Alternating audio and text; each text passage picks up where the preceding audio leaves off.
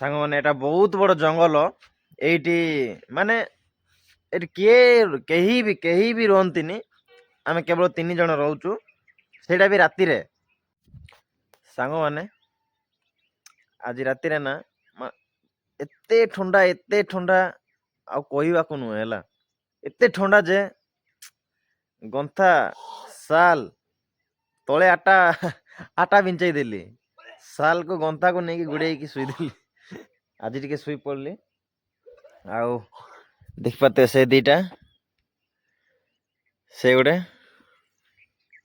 ସେଆଡେ ଜଣେ, ଆଙ୍କେ ଦିଟା ଚେତା ଥିଲେ।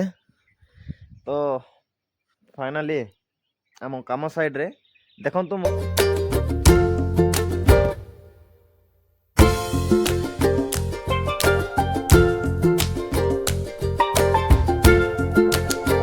ଯେ ପୁରା ମାଟି କଟିଂ ଚାଲିଛି।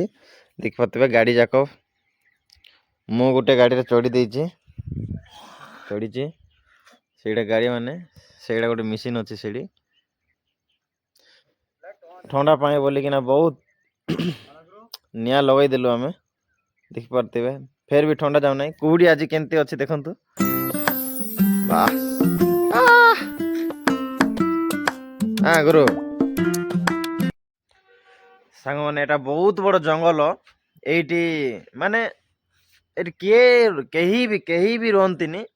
ଆମେ କେବଳ 3 ଜଣ ରହୁଛୁ, ସେଇଟା ବି ରାତିରେ। ରାତିରେ ରହିବା ପାଇଁ ପଡୁଛି। ସୁନସାନ ଏରିଆ ମାନେ ଡର ଲାଗେ, ବହୁତ ଡର ଲାଗେ। କଣ କରିବା, ପରିସ୍ଥିତି ବାଧ୍ୟ, କାମ ନ କଲେ ହବନି। ତ ରାତି ସାରା ଆମେ ନ ଶୋଇକି ପୁରା ଚେତା ଥାଉ। ଆଜି ଟିକେ ଶୋଇ ପଡିଥିଲି। ତ ଯେତେ ଗାଡି ଦେଖୁଛ ଏପଟ, ଯେତେ ବି ଗାଡି ଦେଖୁଛ ସବୁ ଆମେ ଜଗିକି ଶୋଇଥାଉ। ଆଉ କଣ କହିବି।